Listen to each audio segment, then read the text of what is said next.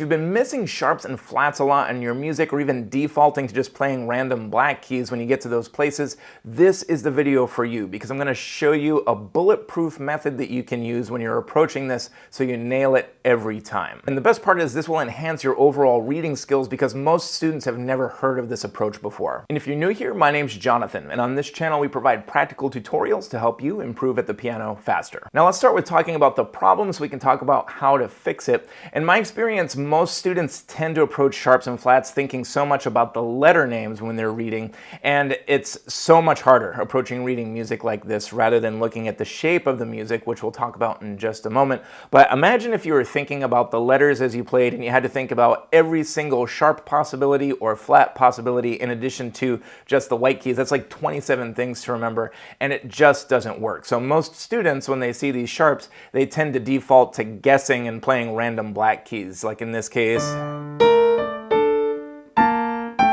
There's a much better way. There are two parts to the solution here. The first is reassessing how we're actually reading the music on the page. As I said, most students tend to focus on letters. This way is a much better, more natural way, and that's focusing on intervals. That's the distance between notes at the piano. You're probably already doing this, but now we're just kind of talking about it. But for example, when we have a line note to a space note to a line to a space to a line, we don't have to think F, G, A, B, C, and we shouldn't think that. We should think F, step up, step up, step up, step up, or the more technical term for these would be seconds, because the distance from one to the next, 1, 2, that's a second.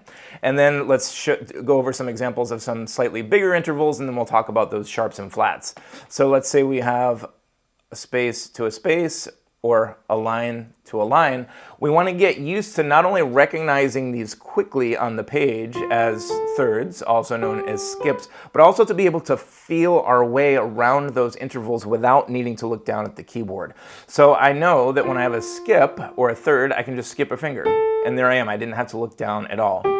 Same thing here. Now once we get to larger intervals, it's a little trickier. For example, when you have a line note to a line note, that's going to be a fifth.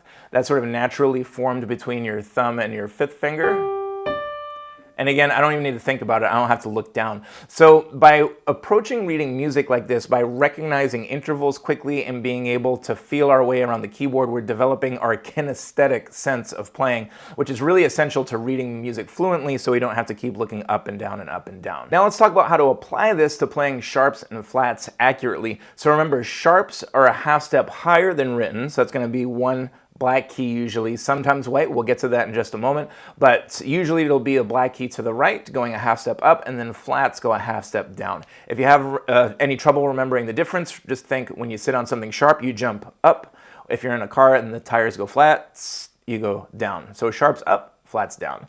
And then you can combine that with this interval concept to feel your way around these accidentals, around these sharps and flats. So for example, let's say we have an F to an A flat. So again, we'll pretend that you're just looking at this totally fresh, so you know that this is a third. So the approach here is normally it would be here, and then we know that flats go down, so we're going to feel our way down a half step to this flat. So again, instead of thinking F, A flat, I know I just named the notes, I probably shouldn't have done that, but we want to think F up a third, feel our way down to the flat. Makes it so much easier than thinking about letters. Let's check out a trickier example. What if we had something like this note to this note. Same concept, and again, because theoretically you will have reviewed your intervals and you get used to recognizing these quickly, you can see that this is a fifth, but we have a sharp here, so I'm going to feel my way up here, again, without looking down. That's probably the most important part of this whole video, is to think we're developing our sense of feeling our way around the keyboard rather than thinking about individual letters and looking back and forth. Now, going back to our original example, I don't have to think about letters anymore. I just think, all right, right hand's going to go down a step, up a half step.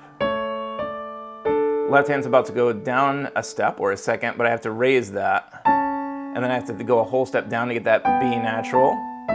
And then same thing here, down a step, up a half step.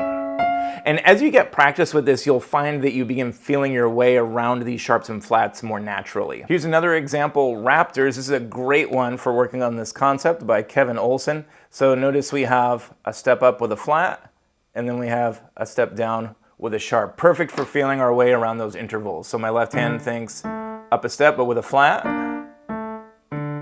down a step but with a sharp. Makes it so much easier than thinking about letters. Let me know in the comments if this is a new way of reading music for you, and if you want to dig deeper into this concept of reading by interval on the grand staff, you'll love this video here. I'll see you there.